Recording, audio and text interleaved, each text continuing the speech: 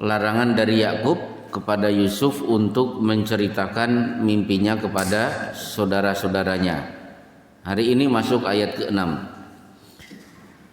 Wa kadzalika yajtabika rabbuka wa yu'allimuka min ta'wilil ahadits wa yutimmu ni'matahu 'alaika wa 'ala ali yaquba kama atammaha 'ala abawaika min qablu Ibrahim wa Ishaq inna rabbaka alimun hakim.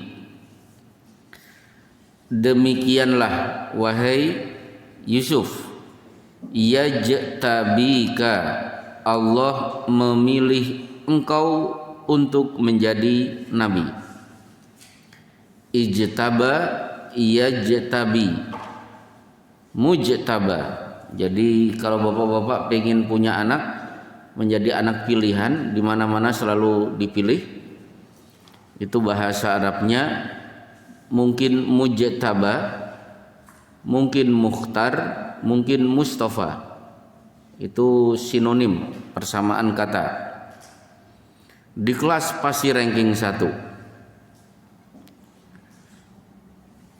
Di komplek perumahan selalu menjadi sumber rujukan kalau ada masalah. Nah, orang ini disebut mujtaba atau Mustafa atau mukhtar.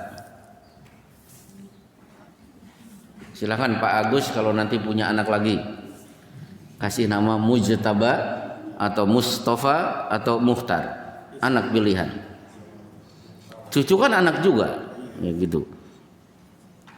Baik, dipilih oleh apa? Dipilih untuk menjadi nabi. Jadi dari sekian anakku wahai Yusuf, kamulah yang dipilih oleh Allah diangkat menjadi nabi. Tidak itu saja, wa yu'allimuka min ta'wilil ahadits, dan Allah mengajarkan kepadamu sebagian dari takwil mimpi. Nah, berarti dari 12 anakku satu-satunya yang menjadi nabi kamu Yusuf. Dari seluruh nabi yang paling menonjol dalam urusan mentakwil mimpi adalah engkau juga. Maka pantas menggunakan kata-kata yajtabika, Allah memilih. Orang yang dipilih disebut mujtaba. Berarti mentakwil mimpi adalah mukjizat Nabi Yusuf. Lebih luas lagi, Ibnu Katsir menerangkan seluruh nabi diberi mukjizat oleh Allah sesuai dengan situasi kondisi yang dihadapi nabi itu. Seperti Nabi Ibrahim, mukjizatnya tidak mati karena dibakar.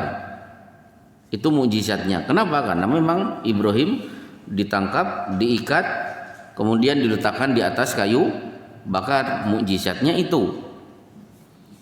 Nabi Musa mukjizatnya tongkat, pantas karena menghadapi tukang sihir.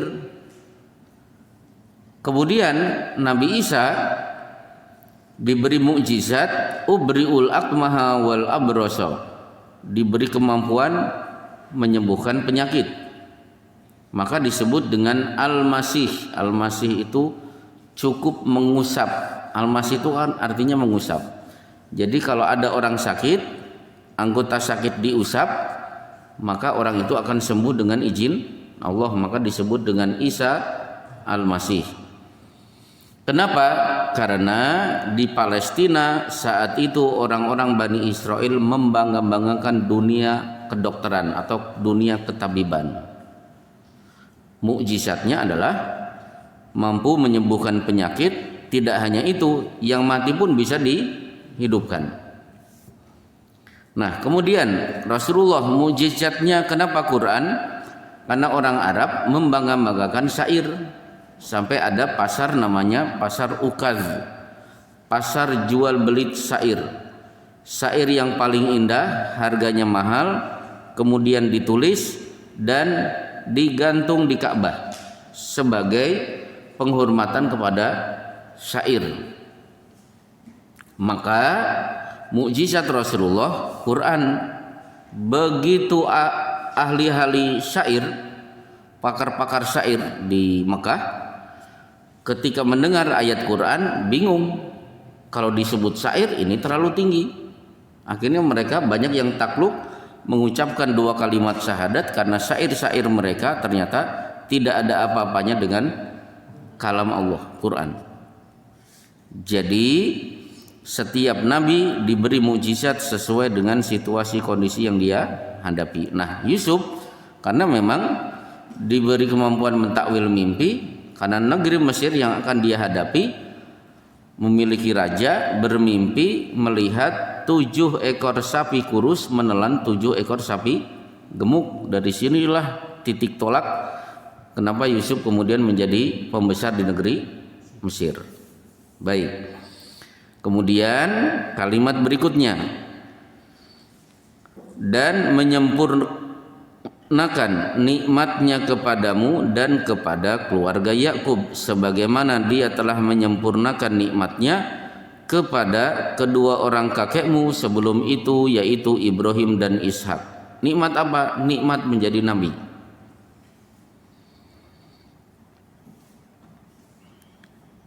Berarti Yusuf, kamu akan menjadi nabi, kamu akan memiliki kemampuan mentakwil mimpi, dan ini nikmat yang Allah berikan kepadamu, sudah Allah berikan kepadaku, sudah diberikan kepada Ishak, sebelumnya diberikan kepada Ibrahim. Ayat ke-6 selesai.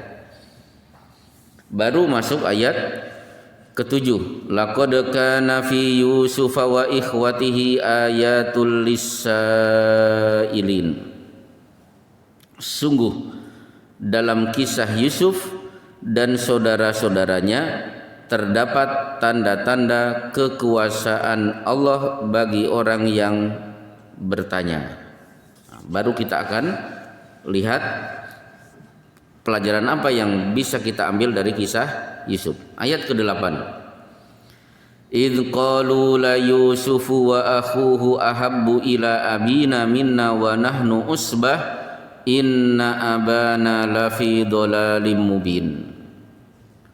Jadi 10 saudara Yusuf mengadakan rapat. Nah, di situ isi rapatnya adalah ketika mereka berkata, sesungguhnya Yusuf dan saudaranya yaitu Bunyamin lebih dicintai ayah daripada kita. Padahal kita adalah satu golongan yang kuat. Sungguh ayah kita dalam keadaan kekeliruan yang nyata. Jadi begini, Yakub itu punya 2 istri. Dari istri pertama lahirlah 11 anak. Istri pertama meninggal, menikah lagi. Dari istri kedua punya anak bernama Bunyamin. Nah, di sini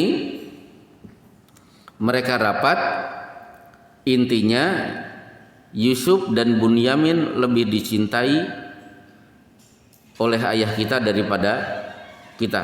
Berarti saudara-saudara Yusuf berkesimpulan ayah tidak adil. Nah, sekarang kita bahas tentang adil. Adil itu ada 2. Satu, adil secara materi. Dan ini hukumnya wajib.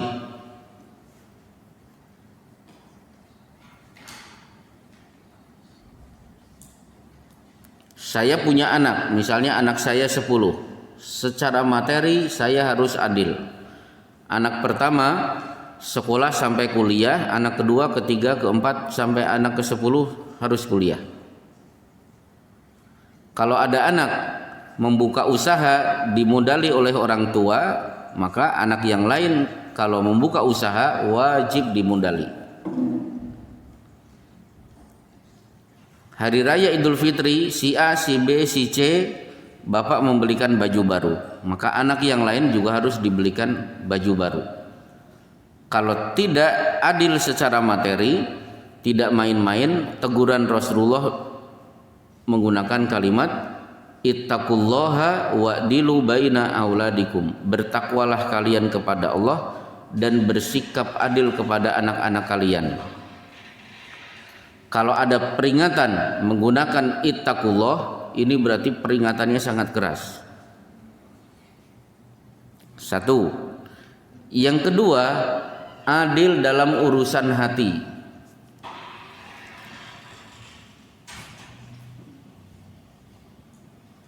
Baru adil dalam urusan hati, Allah tidak pernah memaksa. Tidak akan dituntut untuk bisa berbuat adil secara hati. Maksudnya begini,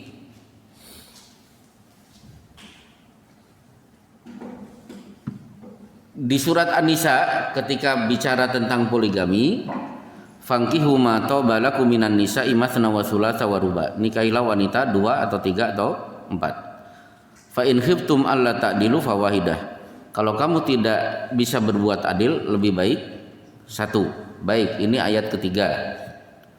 Kemudian muncul ayat-ayat akhir di surat An-Nisa, walan tastati'u an ta'dilu bainan nisa'i walau harastum, sekali-kali kalian tidak mungkin bisa berbuat adil kepada istri-istrimu. Loh, kok bisa? Kalau bisa berbuat adil, silahkan poligami. An-Nisa ayat ketiga. Di ayat yang lain, kamu tidak mungkin bisa berbuat adil. Nah, jadi maksudnya begini, di surat An-Nisa ayat ketiga atau keempat itu, wah ini bapak-bapak biasanya tahu, Pak Agus tahu ya, ayat ketiga. Jadi adil yang ada pada surat An-Nisa ayat ketiga adalah adil secara materi. Istri pertama dibelikan mobil Honda, mereknya apa? Jazz. Ya, istri pertama dibelikan mobil Jazz merek Honda. Istri kedua betul diberi Honda tapi Mio, itu nggak boleh. Itu berarti tidak adil secara materi. Istri pertama dibelikan rumah di mana? Di Kemang Pratama. Istri kedua perumahan Trias, pojok sana, banjir pun 1,5 meter, itu nggak boleh. Kalau istri pertama bisa dibelikan rumah setara dengan Kemang Pratama, mau poligami berarti istri kedua juga harus dibelikan rumah setara dengan yang ada di Kemang Pratama. Bisa berbuat adil silahkan, tidak dituntut oleh ayat ini. Nah, kemudian kita lihat di surat An-Nisa yang lain.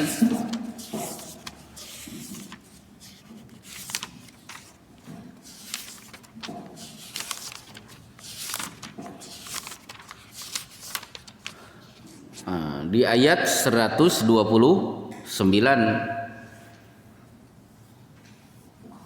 Allah menggunakan lan. Lan itu satu kata untuk menunjukkan mustahil.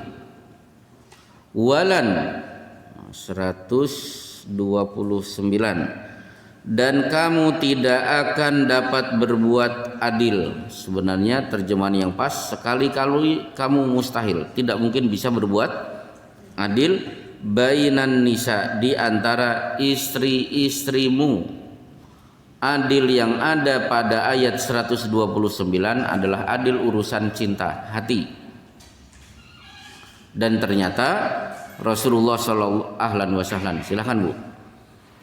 Ternyata Rasulullah sallallahu alaihi wasallam mengaku dari seluruh istrinya yang paling dicintai adalah Aisyah radhiyallahu anha. Tapi urusan sarapan merata semuanya, urusan baju merata, tapi urusan cinta Rasulullah tidak berbohong, jujur, dari seluruh istriku yang aku cintai adalah Aisyah radhiyallahu anha. Sampai-sampai Saudah binti Zam'ah kemudian demi membahagiakan Rasulullah, ya Rasulullah, urusan tidur, jadwal tidur di rumahku aku berikan kepada Aisyah. Baik. Termasuk guru di sekolah, secara materi harus adil, seluruh murid diberi perhatian. Diajar semuanya. Si A bertanya dijawab, si B bertanya juga harus dijawab. Berarti adil. Tapi pasti guru punya murid favorit yang pasti dia akan ingat meskipun sudah berpisah 30 tahun. Maaf, di sini ada guru. Ada guru tidak? Dulu ketika kita jadi murid, melihat tidak ada guru memfavoritkan salah satu murid. Kan ada, mungkin karena anak ini pintar. Termasuk yang punya anak banyak, anak 5. Saya yakin orang tua yang punya anak 5 pasti ada anak yang paling menonjol, yang paling dicintai oleh ayah dan ibunya. Kadang-kadang ayah pro kepada anak nomor kedua, ibunya lebih mencintai anak yang ke-5. Contoh misalnya, adik saya itu sangat dirindukan oleh ibu bapak. Idul Fitri hukumnya fardu ain mudik. Tidak mudik ibu saya bisa meriang. Pokoknya ibu saya memperlihatkan lebih memfavoritkan adik saya. Saya tidak iri. Kenapa? Karena ada faktornya adik saya pernah mati hidup lagi. Nah, dari situlah orang tua lebih favorit. Tapi kalau saya Idul Fitri tidak pulang, itu biasa aja. Biasa. Nah, adik saya pagi sore pasti nelpon. Bapak dan ibu pasti ditelepon. Kalau tidak pasti ditanyakan. Sementara saya belum pernah menelpon bapak dan ibu. Kalau bapak nelpon saya iya, tapi kalau saya nelpon bapak dan ibu tidak. Meskipun sebulan sekali saya pasti ke kampung menengok ibu dan bapak. Jadi adil dalam urusan hati tidak dituntut. Yang dituntut adalah adil urusan materi. Baik. Nah, di sini Yakub itu adil. Cuma Yakub tidak bisa menutupi di hadapan anak-anaknya Yusuf adalah anak yang paling difavoritkan. Nah, disinilah Syekh Mahmud Al-Misri kemudian menganalisa sebagai anak harusnya yang dia pikirkan adalah kira-kira apa keistimewaan Yusuf yang menyebabkan lebih dicintai oleh ayah. Bukan bapak iri, kenapa lebih cinta kepada Yusuf. Anak yang tidak produktif itu begitu, lebih menonjolkan rasa iri. Malaikat itu tidak iri kepada Adam, iblis yang iri kepada Adam. Harusnya iblis itu berpikir, kenapa Adam punya hak menjadi khalifah sehingga kita bersujud kepada Adam. Nah, malaikat paham, Adam berilmu. Seluruh pertanyaan diajukan kepada malaikat, satu pun tidak ada yang bisa dijawab oleh malaikat. Malaikat paham. Seluruh pertanyaan beres dijawab dengan baik oleh Adam. Malaikat bersujud karena tahu, mengukur dirinya, saya tidak punya ilmu, Adam punya ilmu. Nah, di sini bapak disebut dolalun mubin. Di sini terjemahannya terlalu halus, Pak. Kekeliruan yang nyata. Dolal itu kan sesat, mubin yang nyata. Kalau kita buka Quran, dolalun mubin itu identik dengan kekufuran. Wa may yusyrik billahi faqad dalla dolalan mubina. Siapa yang syirik kepada Allah, sungguh dia telah sesat dengan sesatan yang nyata. Wa may yakfur billahi wa malaikatihi wa kutubihi wa rusulihi wal yaumil akhir faqad dalla dolalan mubina.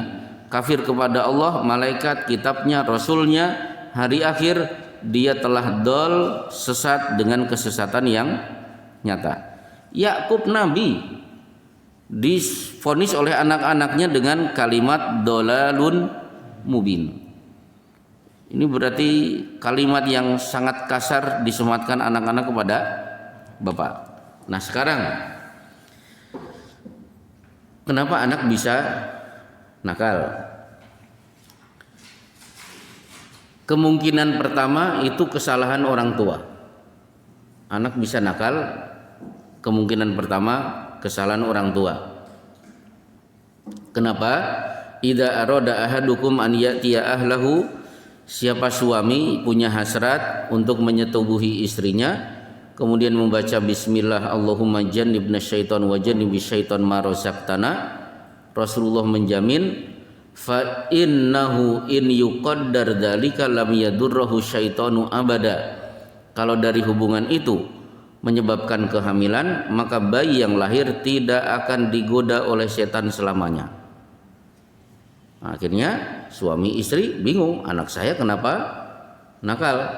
Bu, setelah ikut pengajian ternyata kalau anak pengen tidak nakal, sebelum mengadakan hubungan badan membaca bismillah Allahumma jannibna syaiton wa jannibish syaiton ma razaqtana. Dulu kita baca tidak, enggak. Kenapa? Ya baru hari ini pelajaran kita dapatkan. Ya sudah, orang tua yang salah. Jadi tidak membaca doa ini membuka celah bagi setan untuk leluasa membuat anak kita nakal.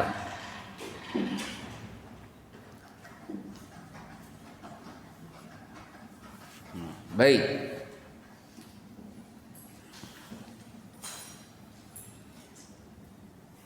Kemudian jadi hasil rapat mengatakan bapak itu sesat.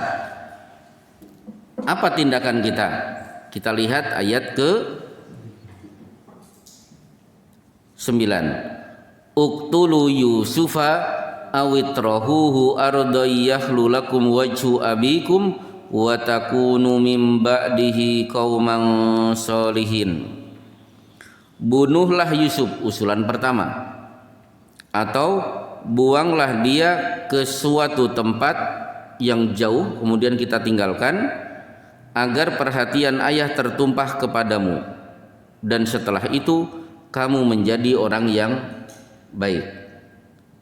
Bahasa yang paling mudah begini, kita bunuh Yusuf atau kita ajak main jauh, kemudian kita tinggalkan, Yusuf tidak balik ke rumah. Nah kemudian gak usah khawatir, nanti kita pulang kita bertobat. Jadi kalimatnya adalah dan setelah itu kamu menjadi orang baik. Maksudnya setelah kita melenyapkan Yusuf, baru kita pulang nanti akan bertobat. Para ulama mengatakan kekeliruan anak-anak Yusuf adalah bertobat kok direncanakan. Itu kan salah. Habisi Yusuf, tenang, nanti kita bisa bertobat. Padahal membunuh ini dosa yang sangat ruwet. Membunuh itu dosa yang sangat ruwet.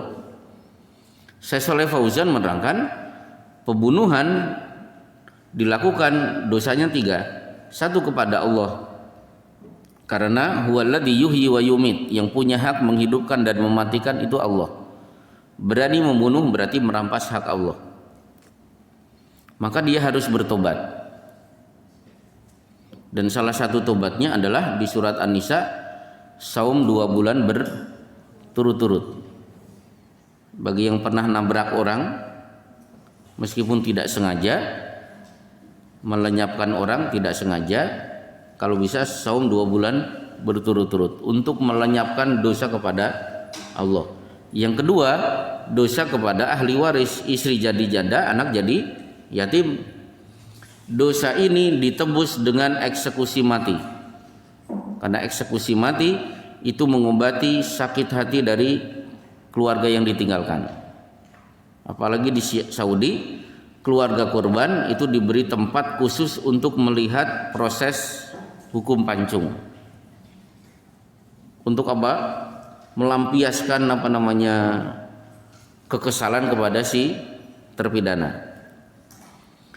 Berarti setelah dieksekusi mati itu dosanya belum selesai, itu hanya menghapuskan dosa kepada keluarga korban. Yang ketiga, dosa kepada si korban, dan ini hanya bisa diselesaikan nanti pada hari kiamat. Dan dosa membunuh, kata Allah, man qatala nafsan bi ghairi nafsin aw fasadin fil ardi faka'annama qatalan nasa jami'a. Satu orang dilenyapkan, dosanya setara dengan melenyapkan seluruh manusia di dunia. Nah sekarang di dunia berapa orang? 6 miliar. Satu orang kita habisi, berarti kita dinyatakan telah membunuh 6 miliar orang. Itu berarti bukan perkara ringan. Kok kita bunuh Yusuf, tenang, nanti pulang kita menjadi orang soleh. Maksudnya kita akan bertobat.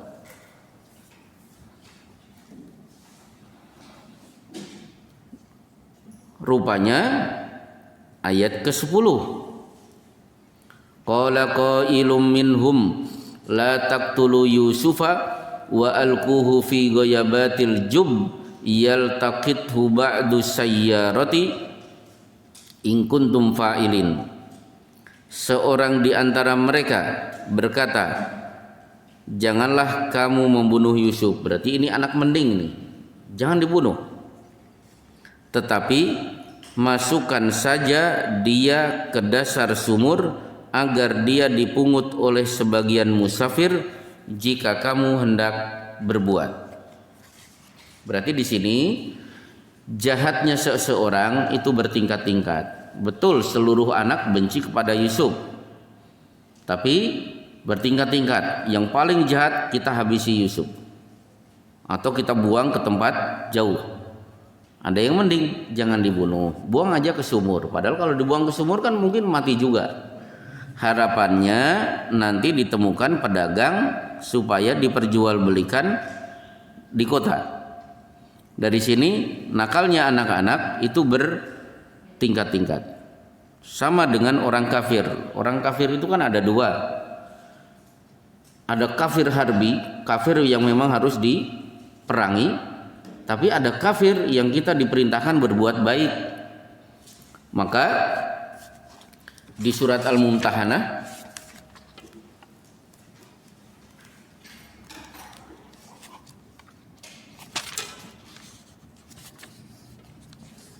ayat ke-8, la yanhakumullahu 'anil ladzina lam yuqatilukum fid dini wa lam yukhrijukum min diyarikum an tabarruhum wa tuqsitu ilaihim.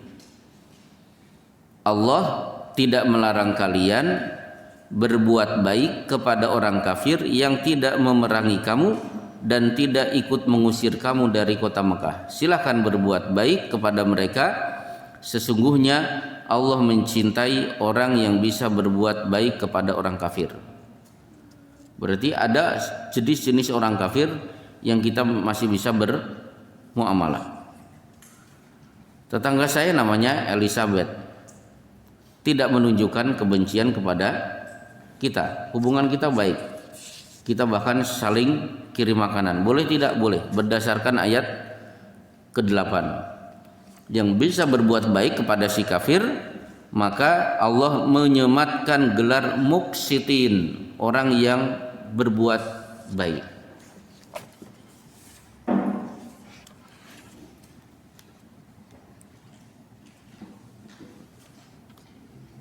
Seperti kafir Quraisy di kota Mekah. Ada Abu Jahal, tapi ada Abu Thalib. Abu Thalib itu kafir, tidak mau mengucapkan 2 kalimat syahadat. Tapi beliau Rasulullah dilindungi oleh Abu Thalib. Ibnu Dugnah itu kafir, tapi dia bicara di depan Ka'bah, berani mengganggu Abu Bakar, pedang ini yang bicara. Jangan coba-coba mengganggu Abu Bakar. Padahal dia tidak mau mengucapkan 2 kalimat syahadat, tapi tidak rela Abu Bakar dipandang sebagai orang yang baik diganggu gara-gara dia masuk Islam. Baik, nah kemudian rencana sudah rapat sudah selesai, tinggal mereka menghadap ayah. Arsilhu qalu ya abana ma laka la ta'manna ala yusufa wa inna lahu lanasihun. Ayat ke-11. Mereka berkata, wahai ayah kami, mengapa engkau tidak mempercayai kami terhadap Yusuf, padahal sesungguhnya kami semua menginginkan kebaikan baginya. Jadi makar akan dilaksanakan, caranya menghadap ayah. Kalimat berikutnya, arsilhu ma'ana ghadayyarta wa yal'ab wa inna lahu lahafidun. Biarkan dia Yusuf pergi bersama kami besok pagi agar dia bersenang dan bermain-main, dan kami pasti akan menjaganya. Kesimpulan para ulama, satu, anak kecil itu dunianya bermain. Jadi beri kesempatan anak untuk banyak bermain. Maka sekolah-sekolah full day itu sebenarnya banyak dikritik oleh para pemerhati pendidikan. Dari pagi sampai jam 3 anak berkutat di sekolah, jarang main. Saya yakin yang seusia saya itu kenyang bermain, main di sungai, main di sawah, guling-guling di got, itu biasa. Nah, anak sekarang itu tidak ada kesempatan untuk bermain. Jam 1 sampai pagi sampai jam 3. Begitu pulang orang tuanya suruh les biar ilmunya tambah mantap. Nanti maghrib ngaji, ba'da isya udah anak sudah tidak bisa mengendalikan matanya kecuali tidur. Jadi anak itu diberi kesempatan untuk bermain. Pelajaran kedua, di sini sesungguhnya ayat ujung ke-11, sesungguhnya kami kakak-kakaknya menginginkan kebaikan baginya. Maksudnya kami sebagai kakak ingin memperlihatkan sayang kami kepada adik kami yang bernama Yusuf. Kalau ini jujur berarti bagus. Laisa minna man lam yarham saghirana walam yuwakir kabirona. Bukan golongan kami kalau yang gede tidak menyayangi yang kecil tidak menghormati yang besar. Kalau ini jujur bagus, kakak-kakaknya ingin menunjukkan sayang. Tapi ternyata kalimat ini hanya dilakukan sekedar untuk khilah. Khilah tahu ya Pak ya? Masuk bahasa Arab berkilah. Bahasa Arabnya adalah hilah. Hilah itu ini bagian dari fitnah syubhat. Pernah saya sampaikan fitnah syubhat dan fitnah syahwat.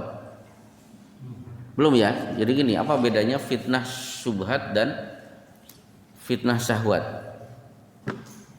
Jadi orang terperosok ke dalam dosa itu sebabnya dua. Kalau tidak fitnah syubhat, mungkin fitnah syahwat.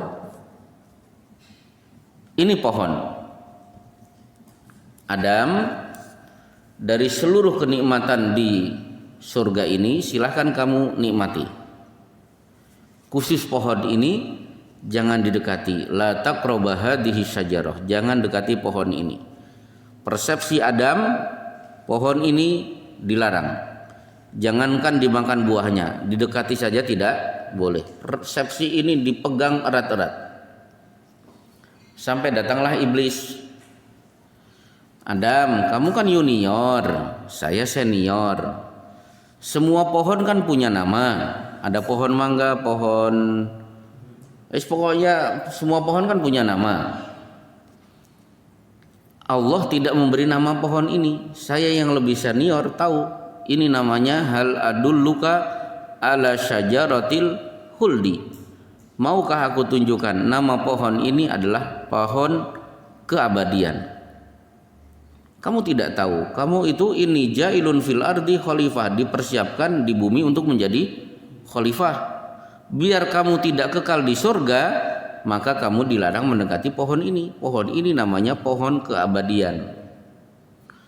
Persepsi Adam terhadap pohon ini goyah. Ini namanya fitnah syubhat. Yang tadinya jangan didekati, berarti harus saya dekati biar saya kekal di sini. Ini namanya fitnah syubhat. Pemahaman yang sudah benar dipegang erat-erat tiba-tiba goyang, kabur. Kemudian muncul fitnah syahwat, ingin kekal di surga. Nah, baik. Sekarang contohnya apa di dunia?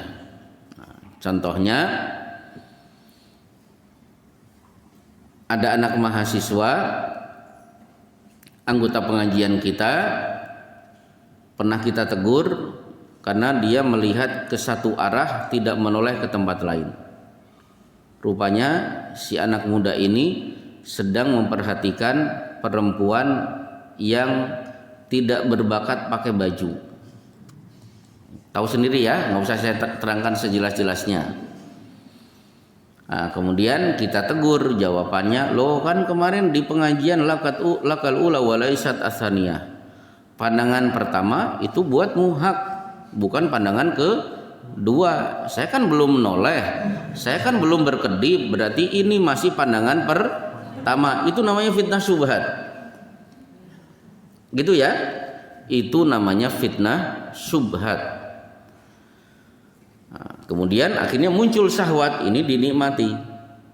Contoh lain, seorang kiai, tidak usah saya sebut namanya, mempersilahkan makan sop tulang babi karena di Al-Baqarah dan Al-Maidah yang diharamkan adalah lahmul hinsir, daging babi. Berarti dagingnya yang diharamkan. Selain daging berarti boleh, halal. Meskipun dia tidak mengatakan halalan thayyiban, tapi halal.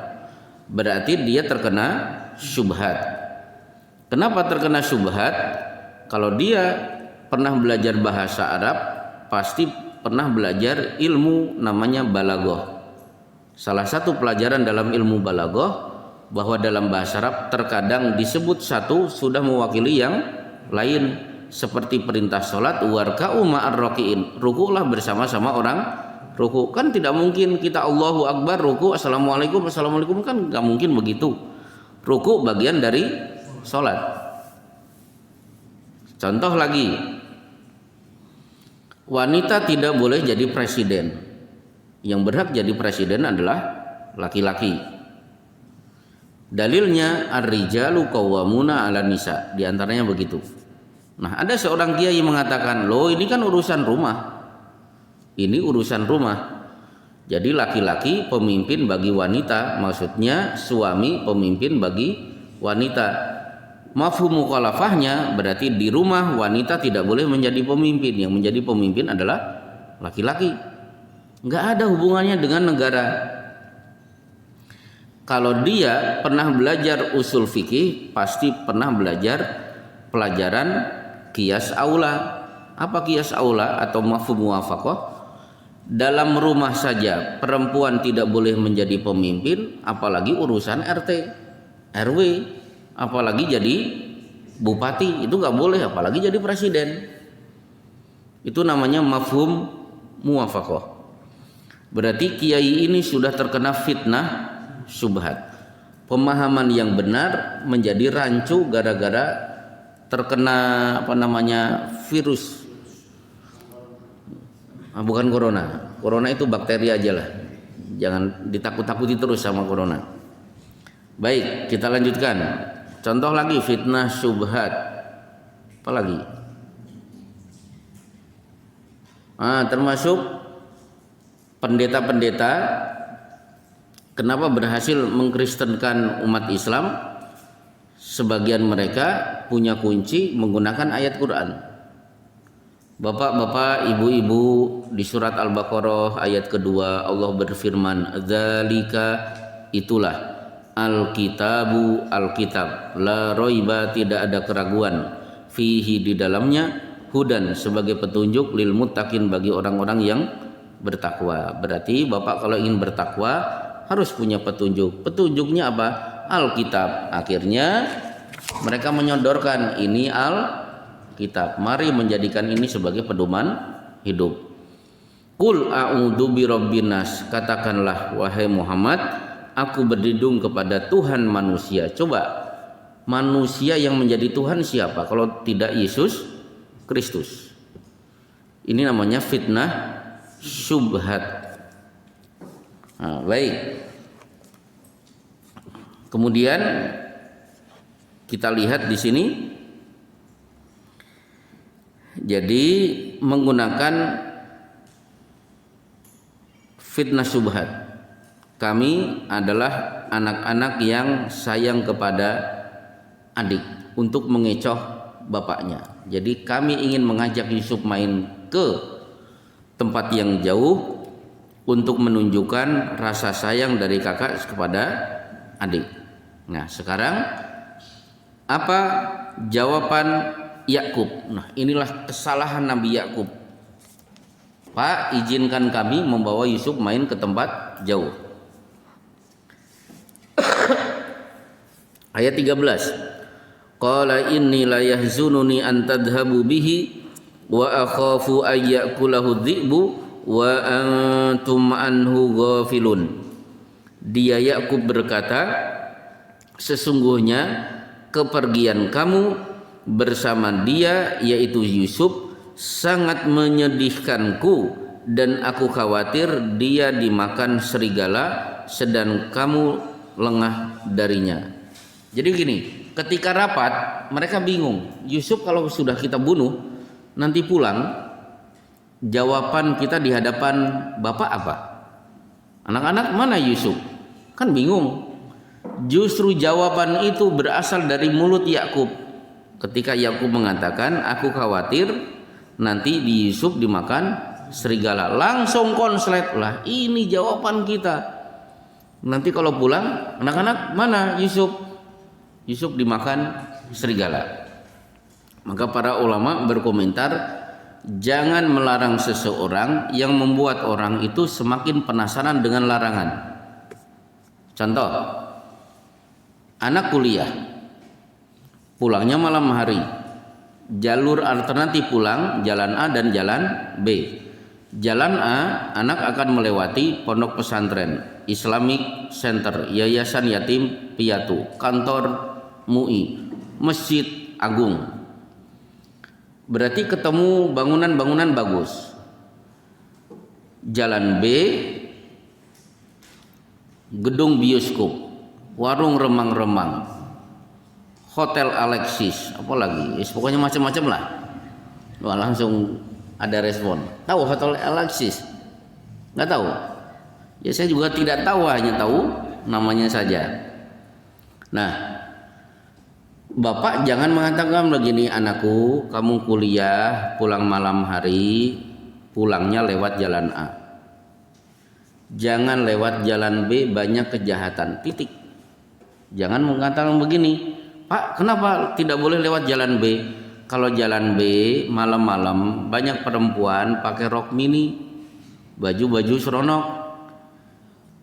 Kamu nanti akan zina, mata tidak menutup kemungkinan kamu akan dipanggil-panggil sama si WTS itu.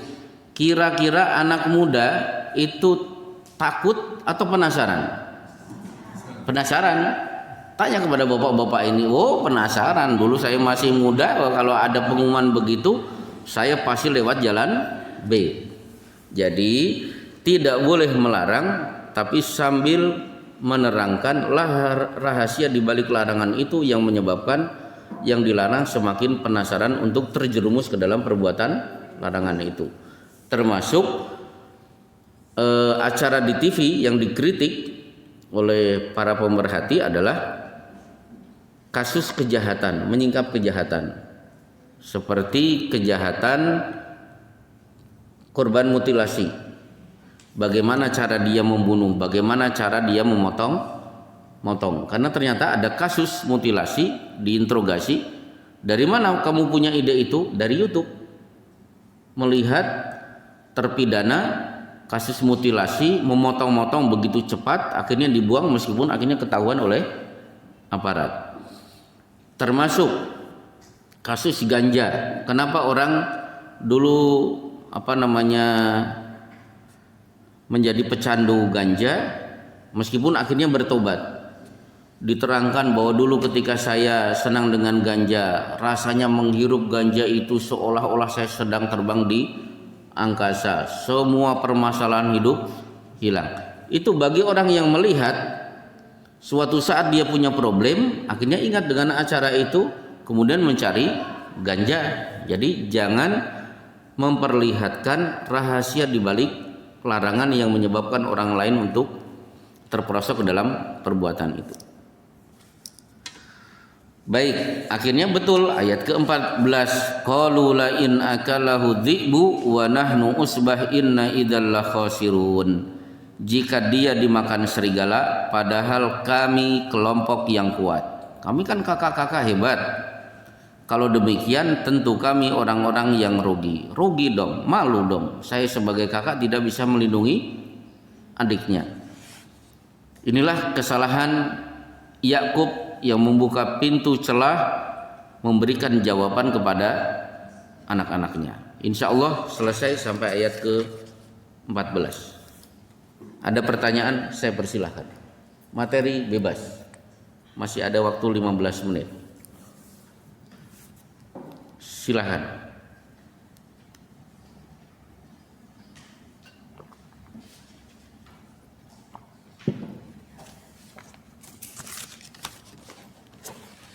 Cukup? Nggak ada problem. Biasanya banyak bertanya.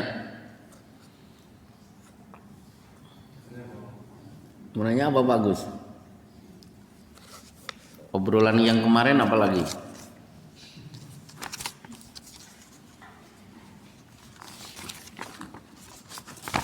Coba ada yang ya.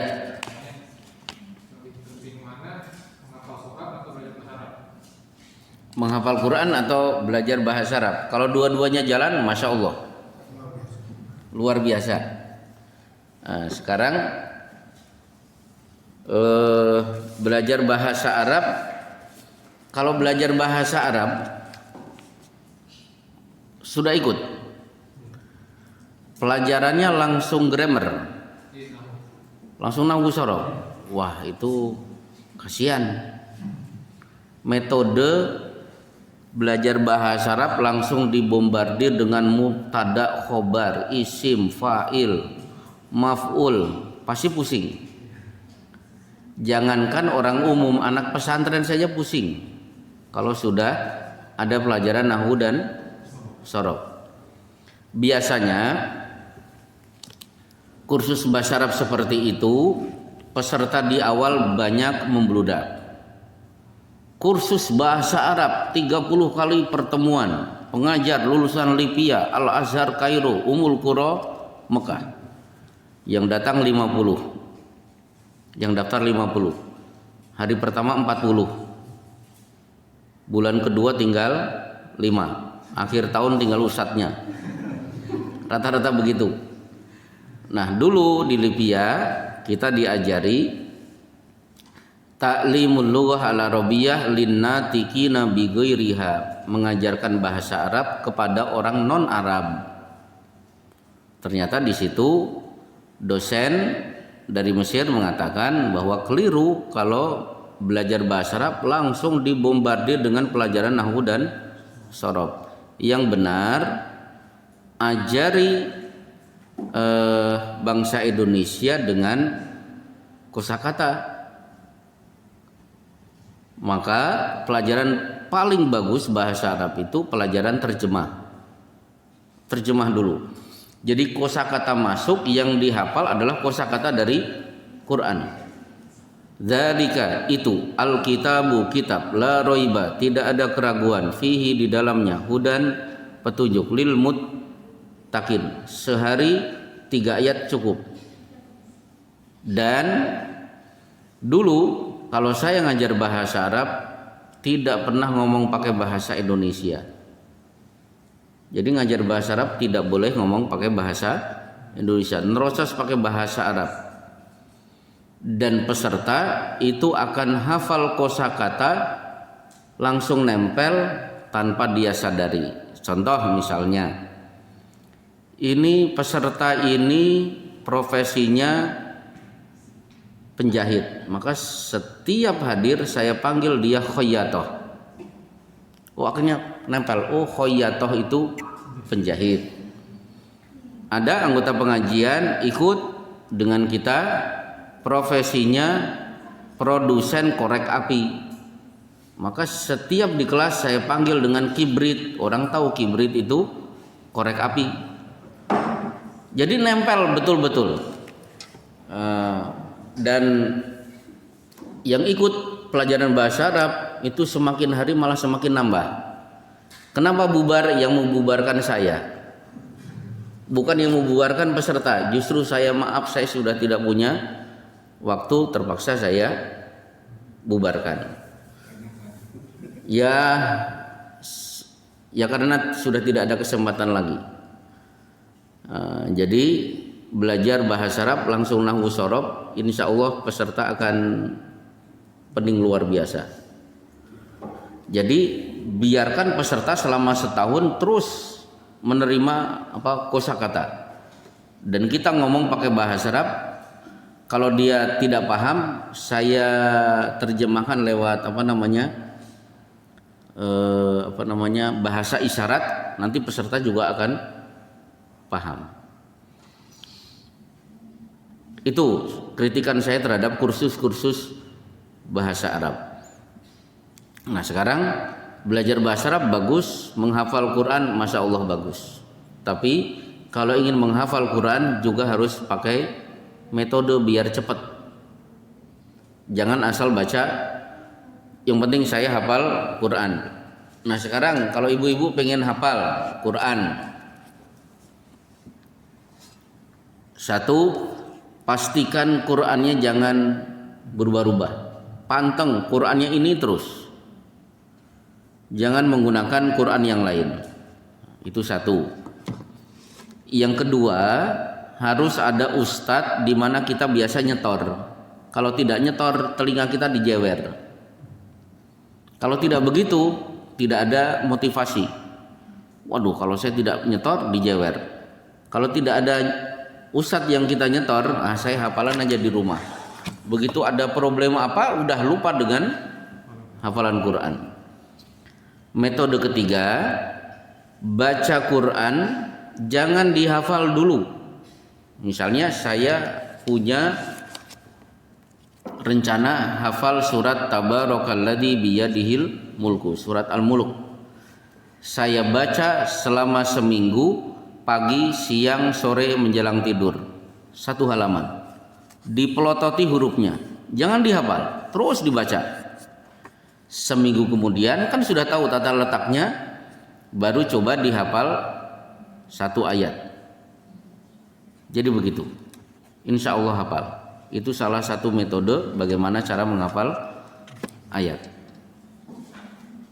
Silahkan dipraktekkan. Tapi itu teori. Ibu manggut-manggut di rumah belum tentu dipraktekkan. Silahkan. Kita masih belajar mengaji, terus kita mengajarkan kepada yang lain. Kalau seandainya terjadi kesalahan, apa termasuk dosa kita ya? Tanpa disengaja gitu. Ya, kesalahan yang tidak disengaja itu tidak dosa, sebagaimana para ulama juga banyak kesalahannya. Mengajarkan itu masih banyak kekurangan. Ulama juga banyak kekurangan. Yang punya tafsir Al-Qurtubi, ratusan hadis yang ada di tafsir Qurtubi itu dhaif. Ibnul Qayyim itu hebat. Buka kitab Jala'ul Afham khusus masalah sholawat, jangankan dhaif, hadis palsu juga sangat banyak. Berarti Ibnul Qayyim juga keliru. Tafsir Ibnu Katsir, Masya Allah bagus. Ternyata ditahqiq para ulama, hadis dhaifnya juga tidak terhitung. Berarti ulama juga keliru. Nah, sama dengan saya punya ilmu, kemudian ngajar ada ustadz punya ilmu menyampaikan. Apakah ustadz itu pernah melakukan kesalahan? Itu pasti. Kalau tidak ingin punya kesalahan, jangan ngisi pengajian. Insya Allah nggak akan salah. Maka kalau ada ustadz ceramah, kemudian mungkin keliru menjawab, mungkin jawabannya salah, itu jangan dibully, kemudian YouTube-nya dipotong-potong, kemudian akhirnya dipojokkan. Itu nggak boleh. Ulama manapun pasti pernah punya kesalahan. Syekh bin Baz ada salahnya tidak? Oh ada, tidak usah saya sebutkan.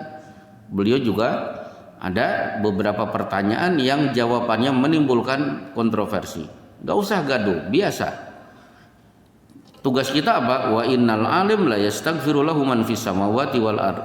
Ulama itu dimohonkan ampun oleh penghuni langit dan bumi, sampai semut di lubang, sampai ikan di laut. Jadi jangan mencaci maki kesalahan ulama. Tugas kita, ulama salah, kita doakan semoga Allah mengampuni kesalahannya.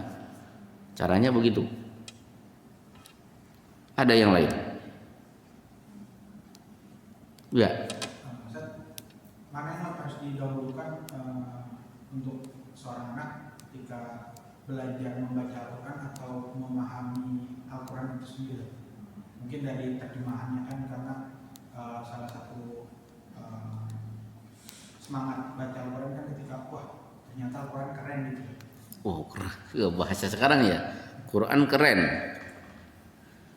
Jadi Quran itu diambil, pastikan bacaannya benar, pastikan saya dapat ilmu dari Quran. Dalilnya apa? Di surat Al-Qiyamah, inna alaina la tuharrik bihi lisanaka litajala bih. Jangan tergesa-gesa wahai Muhammad, kamu ikut bacaan malaikat Jibril. Inna jam'ahu wa qur'anah fa idza qara'nahu fattabi qur'anah. Biarkan Jibril membaca, kamu simak, baru kamu tirukan. Thumma inna alaina bayanah. Setelah itu Jibril akan menerangkan isi dari penjelasan Quran yang sudah kamu baca. Berarti tugas Jibril kepada Rasulullah, satu bacaannya, dua penjelasan isinya. Berarti baca Quran bagus, kita juga ngerti isinya. Maka saya termasuk setuju dengan hadis Iqra'u ala mautakum Yasin, bacalah oleh kalian pada saat ada orang mati surat Yasin. Silahkan orang berkomentar hadis ini dhaif, tapi Ibnu Hajar mengatakan rawahu Abu Dawud wan Nasa'i wa sahhahahu Ibnu Hibban. Hadis ini diriwayatkan Imam Nasa'i, Imam Abu Dawud, dan disahihkan oleh Ibnu Hibban. Nah, sekarang kenapa ada orang mati kita bacakan surat Yasin? Liyungdhira man kana hayya, untuk memberi peringatan bagi yang hidup. Jadi Yasin itu bukan untuk si mayit, tapi bukan untuk yang hidup. Kenapa? Di surat Yasin banyak ayat yang mengajari kita ingat mati. Cocok. Jadi harusnya baca surat Yasin itu tegang, seolah-olah kita sedang digiring menuju kematian. Nggak masalah, ada orang mati kita baca surat Yasin. Contoh, mana bukti ayat-ayat berisi kematian di surat Yasin? Misalnya, wal qamara qaddarnahu manazila hatta ada kal urjunil qadim. Perhatikan, bulan muncul pertama kali kecil, terus bergerak besar, puncaknya adalah hari 14 bulan purnama. Setelah itu bergerak lagi, mengecil, kemudian tidak kelihatan lagi. Itulah siklus hidup kalian. Lahir kecil, lemah, terus sampai akhirnya masa remaja kuat. Begitu masa remaja, usia 30, 40, sudah mulai ini jangan dimakan, ini pantangan, ini harus dijauhi. Akhirnya mulai lemah, slep, mati. Jadi Allah menerangkan kematian lewat perjalanan bulan. Maka surat Yasin yang kita baca itu beda dengan yang Yasinan itu. Kan gitu. Saya tidak menentang baca Yasin di rumah orang yang wafat. Hadisnya jelas ada. Betul ulama-ulama Saudi mendoifkan, tapi penulis kitab Bulughul Maram mensahihkan hadis ini sebagaimana pensahihan dari Ibnu Hibban. Tapi Yasin untuk peringatan yang masih hidup bahwa dia pasti akan mati seperti si mayit ini. Maka dulu di kajian itikaf saya selesaikan tafsir surat Yasin, baru para peserta paham. Oh, pantas surat Yasin dibaca untuk orang yang kalau ada kematian, ternyata buat peringatan bagi yang hidup bahwa dia pasti akan mati. Bukan Di mana-mana Yasin dibaca. Pernikahan Yasin, apalagi pemberangkatan haji Yasin tanpa dipahami isinya, sekedar dibaca. Saya tidak sepakat itu kalau Yasin disikapi seperti itu. Yes. Di Garut itu ada tokoh Persis namanya Ustadz Abdul Fatah. Beliau cerita di tempat saya ada yang kehilangan TV, kemasukan pencuri, TV-nya hilang. Yang punya TV akhirnya baca surat Yasin. Semoga TV-nya dikembalikan. Ternyata si pencuri ini dulu pernah nyantri juga, tahu pasti ini sedang dibacakan surat Yasin. Akhirnya dia juga baca surat Yasin supaya Yasin yang dibaca ini tidak mempan buat dirinya. Akhirnya Yasin dijadikan barang mainan. Nah, akhirnya beliau cerita lagi, di kampung saya ada yang meninggal dunia, biasa ada tahlilan. Nah, kemudian ternyata yang punya rumah belum punya buku Yasin Fadilah. Dalam keadaan panik sudah pada datang, akhirnya terpaksa mengambil Quran dari masjid. Maaf bapak-bapak, buku Yasin Fadilah belum kami persiapkan, ya sudah pegang aja Quran. Ternyata ada jamaah bingung, nyeletuk. Memang di sini ada surat Yasin. Lah ini kan musibah. Seolah-olah Yasin bukan bagian dari Quran. Jadi begitulah persepsi terhadap surat Yasin.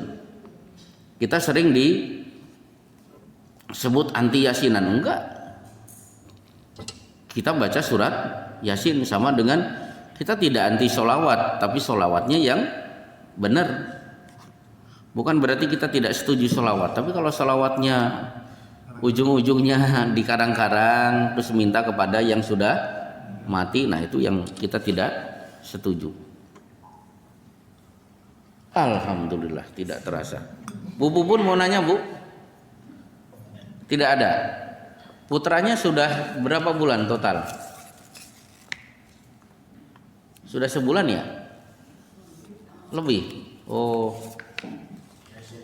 Yang jelas perpisahan di dunia, tapi di surat Ghafir Rabbana wa adkhilhum jannati adn allati wa'adtahum wa man sholaha min abaihim wa azwajihim wa dzurriyyatihim. Betul berpisah di dunia, tapi malaikat berdoa, ya Allah masukkan orang beriman ke jannatu adn, pertemukan mereka dengan orang-orang soleh dari kalangan bapak mereka, istri-istri mereka dan anak-anak mereka. Berarti jannatu adn itu tempat reuni akbar keluarga yang dulu terpisah di dunia lewat kematian, dipertemukan lagi di akhirat. Wallahu a'lam bishawab wa sallallahu ala Muhammad wa ala alihi wa sahbihi ajmain. Subhanaka Allahumma bihamdika asyhadu an la ilaha illa anta astaghfiruka.